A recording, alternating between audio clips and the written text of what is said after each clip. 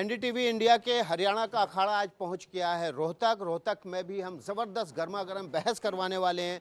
यहाँ जो तमाम पार्टियों के प्रवक्ता हैं और नेता हैं वो हमारे साथ मौजूद होंगे।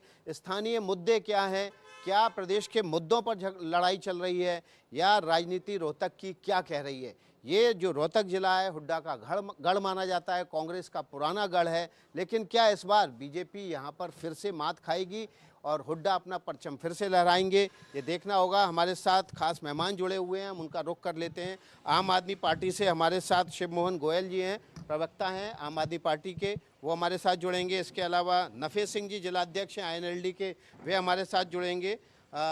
सिद्धार्थ बत्रा जी हैं, कांग्रेस के नेता हैं और इनके पिताजी यहाँ से चुनाव मैदान में भी हैं, ये हमारे साथ कांग्रेस से जुड़ेंगे। जेजेपी से हमारे साथ जुड़ेंगे जितेंद्र बलहारा जी, जो कि यहाँ से उम्मीदवार हैं पार्टी के और चुनाव मैदान में किस्मत आजमा रहे हैं। इसके अलावा शमशेर सिंह जी हैं, जो कि शमशेर खरक जी हैं, जो कि बीजेपी से हैं यहाँ पर और प्रवक्ता हैं पार्टी के। तो सबसे बारी बारी से शुरुआत करते हैं। सबसे पहले बीजेपी की शासन है यहाँ पर, बीजेपी का रूल है, तो बीजेपी से ही शुरुआत कर देते हैं। उनसे पूछते हैं कि आप तीसरी बार मत मांगने जा रहे हैं, 2 बार आपकी सरकार बन चुकी है यहाँ पर, क्या मुद्दे हैं जो आप जनता के पास जाएंगे, जिनके दम पर आप वोट मांगेंगे?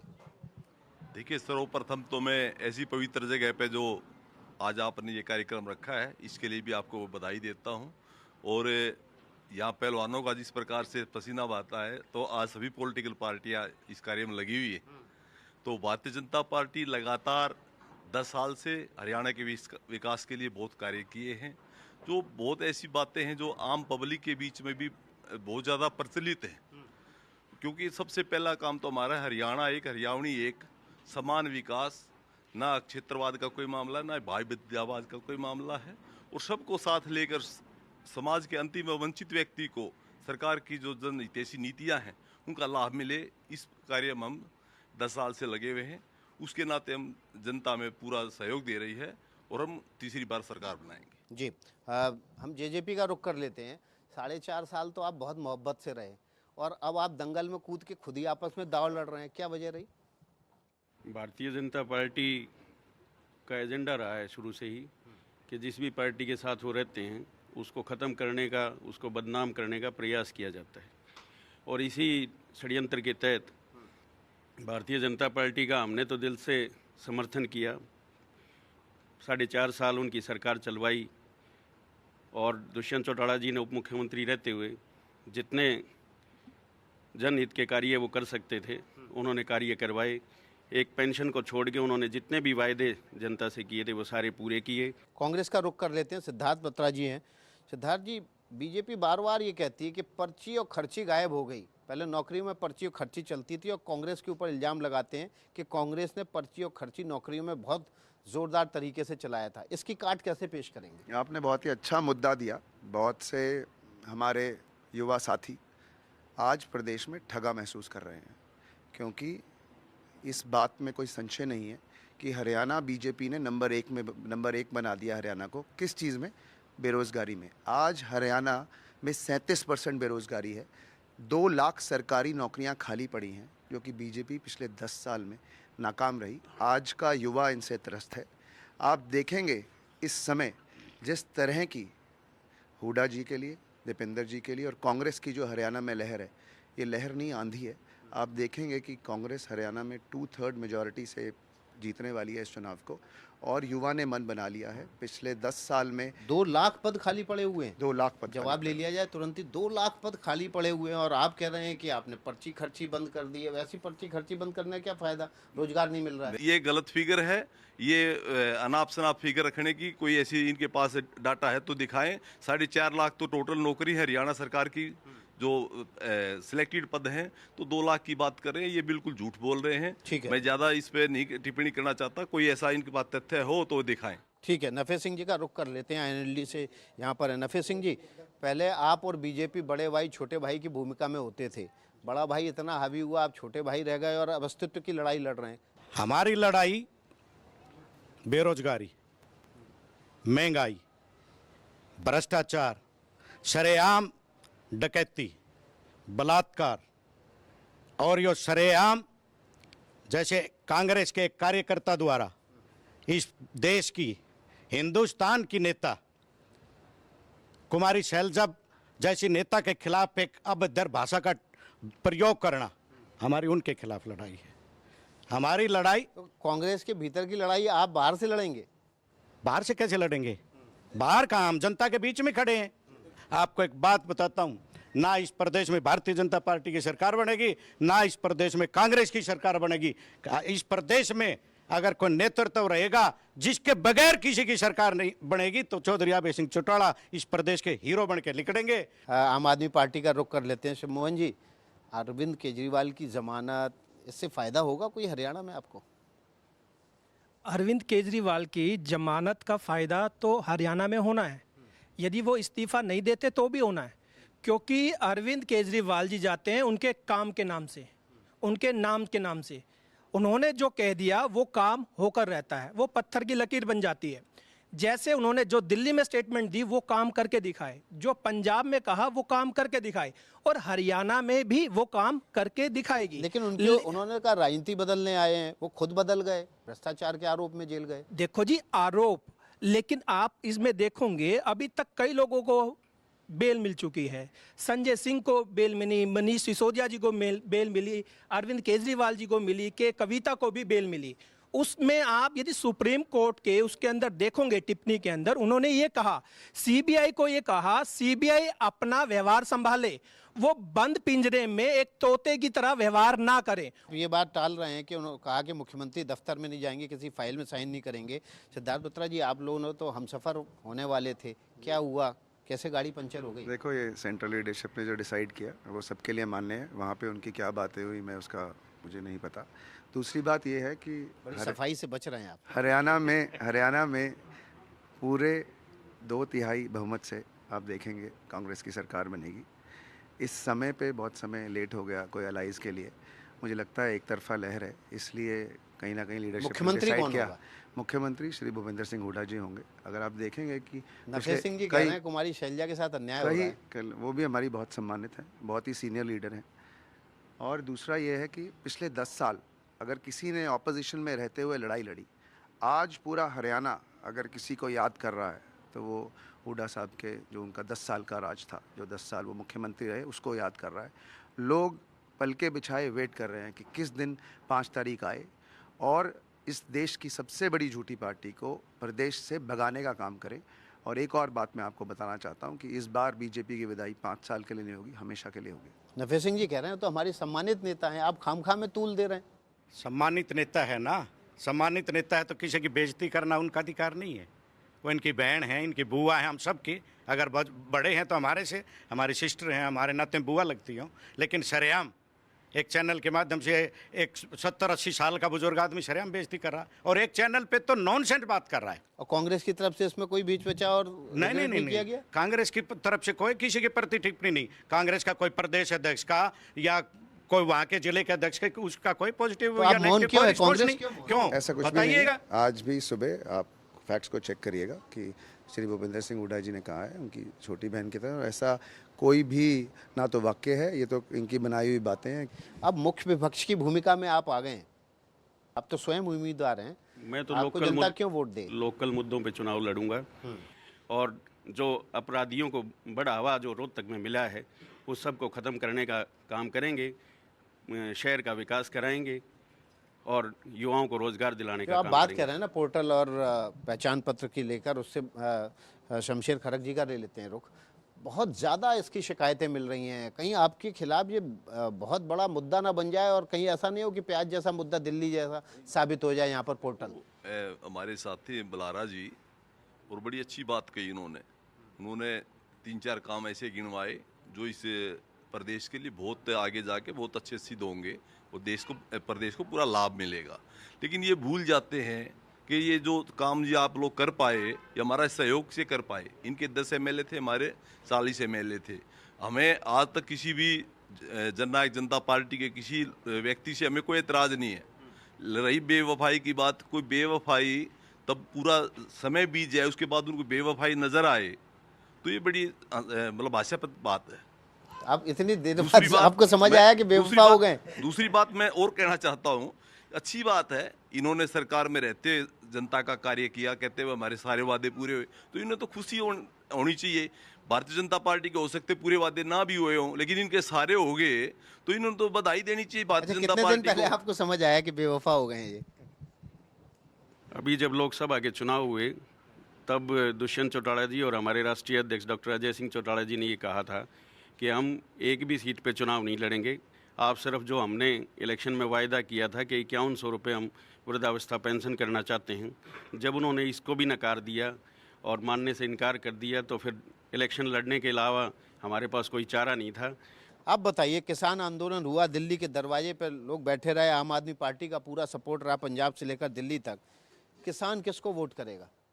किसान आम आदमी पार्टी को ही वोट करेगा, तो लोकसभा में तो किया नहीं। नहीं बताते हैं उसका कारण सुनिए। जब बहादुरगढ़ के बॉर्डर पे जब किसान बैठे थे तो भारतीय जनता पार्टी ने वहां पर बिजली काटने का काम किया था, शौचालय व्यवस्था थी उसको बिगाड़ने का काम किया था, लेकिन दिल्ली सरकार ने उनके लिए वहां पे पानी की भी व्यवस्था की थी और वहां पर बिजली की व्यवस्था की थी, और इतना ही नहीं, टॉयलेट की भी व्यवस्था की थी।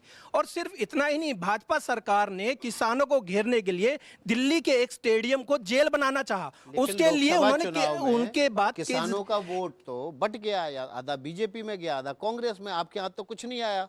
तो हमारा किसान कुरुक्षेत्र में हमारे साथ था, हमें वहां पर वोट किसानों की मिली है। आप ये ना सोचो हमें वोट नहीं मिली, हमको वहां पर वोट 5.25 लाख वोट मिली। यदि उसका टोटल पूरे प्रदेश के सबका टोटल कर लिया जाए, इनेलो का टोटल कर लिया जाए, जेजेपी का टोटल कर लिया जाए और बीएसपी का टोटल कर लिया जाए और पूरे प्रदेश का टोटल कर लिया जाए, हमारे सिर्फ एक कुरुक्षेत्र सीट में सबसे ज्यादा वोट हैं। उनके पूरे प्रदेश में टोटल वोट नहीं बनती जितनी एक आम आदमी पार्टी की सिर्फ एक सीट पे वोट बनती है। ठीक है, तो कांग्रेस के लिए खतरे की घंटी ये बता रहे हैं। देखिए, अभिषेक मोहन जी कह रहे हैं कि भाई कांग्रेस के लिए खतरे की घंटी है, किसान आपको वोट नहीं करेगा, आम आदमी पार्टी को वोट करने ऐसा वाला है, किसानों की बात हो चाहे पहलवानों की बात हो, पूरे हरियाणा ने देखा है क्या हुआ है किसानों के साथ और हमारे पहलवानों के साथ क्या हुआ है। ये हरियाणा में इन लोगों ने बृजभूषण जैसे, भाजपा पार्टी ने बृजभूषण जैसे लोगों को प्रोत्साहन दिया है। हमारी बेटियां जिन्होंने देश में नहीं पूरे वर्ल्ड में नाम कमाने का काम किया है, मेडल लेके आई हैं, और उनको जिस तरह से घसीटा गया दिल्ली में, पूरा हरियाणा उसे जानता है। 5 तारीख को आप देखेंगे जिस तरह से हरियाणा में वोटिंग होगी, इस सब बात का जवाब लोग वोट की चोट से देंगे। ठीक है, नफे सिंह जी, बहुत फुर्ती में आपने माइक पकड़ा, किस पे मैंने गला माइक चलाने जा रहे हैं? पकड़ा, ये मेरे राइट हैंड ने एक भाई खड़े इनके लिए,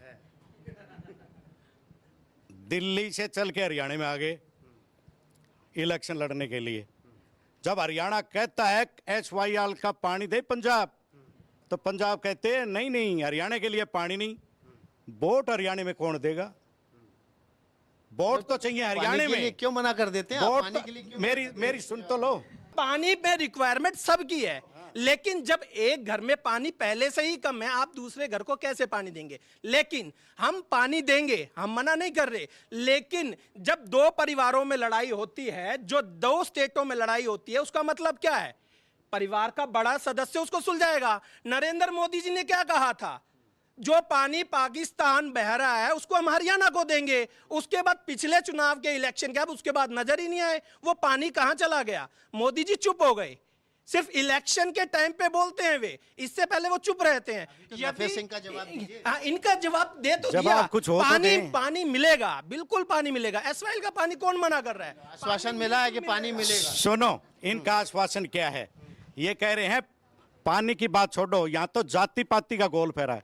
जाति पाति का मेरे साथ राजनीतिक तौर पे ये भी हमारे दुश्मन है, लेकिन इस हरियाणा में जाति पाति का जो गोल फैलाया है, वो कोने पे खड़े भारतीय जनता पार्टी और इस कोने पे खड़े आप पार्टी वाले।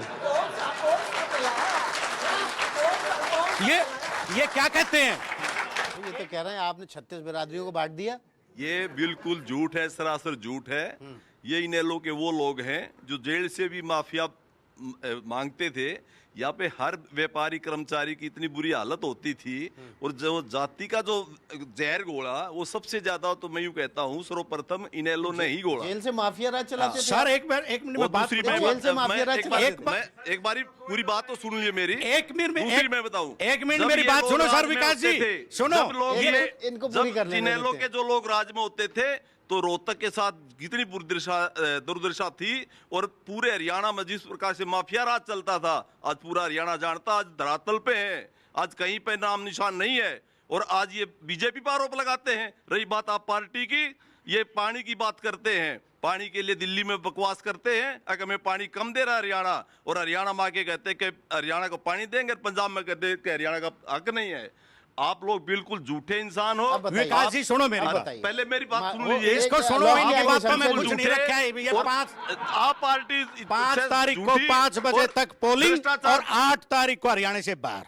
अच्छा, बिल्कुल ये अपना कुछ ख्याल नहीं, रखे ही न लो, अपना ख्याल रखे ये कि ये आपको इस उसे प्रदेश लेने का के लिए एक- ना पड़े। इस आपको प्रदेश उस का 2019 में एक आप दुर्भाग्य 8 था। तारीख को आप फिर डिबेट करोगे तो मैं हमारे चाचा लगते नेक में ये, और इनको मुश्किल हो जाए बोलना टीवी के सामने 8 तारीख के बाद। ये पिछली आज बार बोल भी रहे आप ऐसे ही बोल रहे थे एक- कि रिजल्ट आएगा इनको बीजेपी बाहर। रिजल्ट अब के सुनो बाद मेरी, इन्होंने जगह अब नहीं मिलेगी। शमशेर एक मिनट जगह सुन। नहीं मिलेगी इनको। मेरा बेटा एक मिनट बात तो सुन ले। सुनो मेरी बात, एक मैं बात बताता हूँ। करो, आप- गुलशन जी ने बहुत बड़ी गलती विषय कर की दी बात करो। कि बीजेपी को सत्ता की चाबी सौंप दी।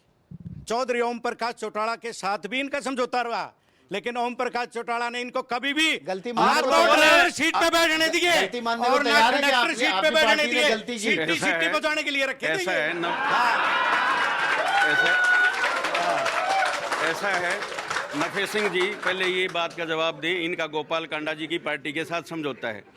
आज वो उनका वीडियो वायरल हो रखा है, और भारतीय जनता पार्टी के उस कैंडिडेट ने, वहाँ जो सिरसा से कैंडिडेट था, उसने गोपाल कांडा के पक्ष में अपना नामांकन वापस ले लिया है। घर नहीं संभल रहा है इनसे। दूसरा, सिरसा में ये सारे सबको पता है, पूरी जनता को, कि भारतीय जनता पार्टी के साथ मिलके मैच अभय सिंह चौटाला जी खेल रहे हैं, और जो और भी बहुत सारी सीटों पे इनका समझौता है भारतीय जनता पार्टी के साथ। जिसको भारतीय जनता पार्टी टिकट नहीं देती उसको जाके वो कह देते हैं कि अभय सिंह से टिकट ले लो। लड़ाई में तो लग रहा है कांग्रेस जैसे है ही नहीं कहीं। सभी पार्टियां इतनी ज़्यादा इसलिए बोल रही हैं कि रिंग से बाहर है, रिंग के अंदर सिर्फ कांग्रेस है। अच्छा,